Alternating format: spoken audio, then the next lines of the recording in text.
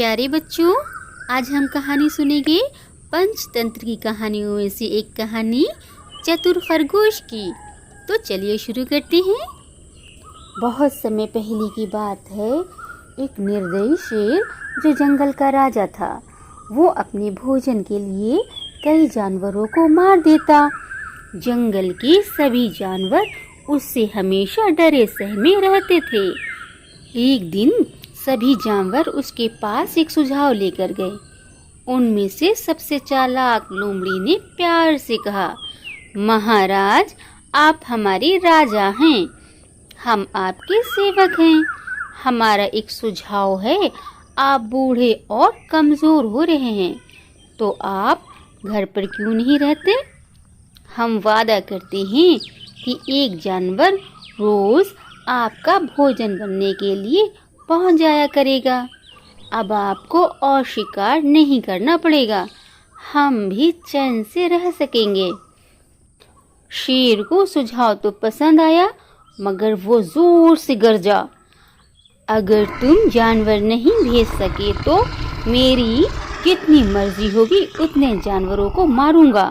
जानवरों ने कहा, महाराज, हम अपना वचन निभाएंगे।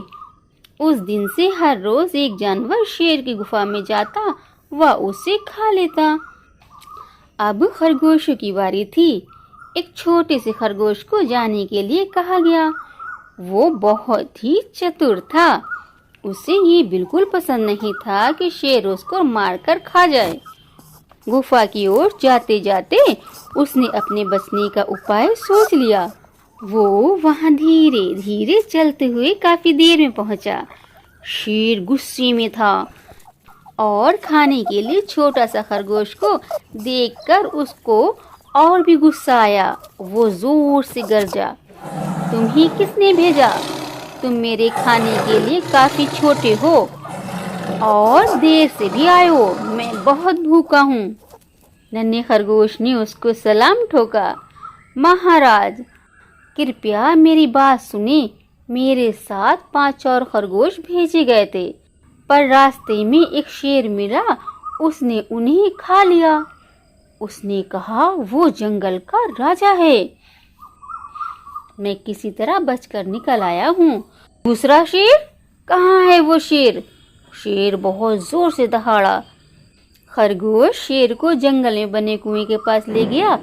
वहाँ है, उस किले में रहता है, आपको इस तरफ आता देखकर छिप गया होगा।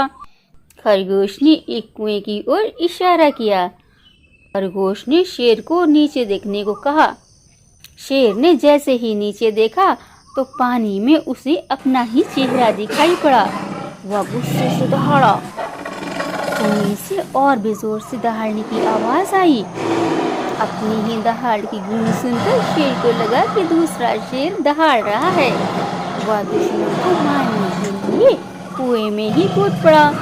वह कुएं में डूब गया और बाहर नहीं निकल सका। चतुर खरगोश खुशी खुशी घर लौट आया। उसने अपनी हिम्मत और चतुराई से जानवरों की जान बचा ली। अब सब खुशी खुशी जंगल में रहने लगे। बच्चों, बताइए आपको इस कहानी से क्या शिक्षा मिली? इस कहानी से हमें ये शिक्षा मिलती है, अगर हम कोई काम अपने दिमाग लगाकर करें तो उसमें हमें हमेशा सफलता मिलती है।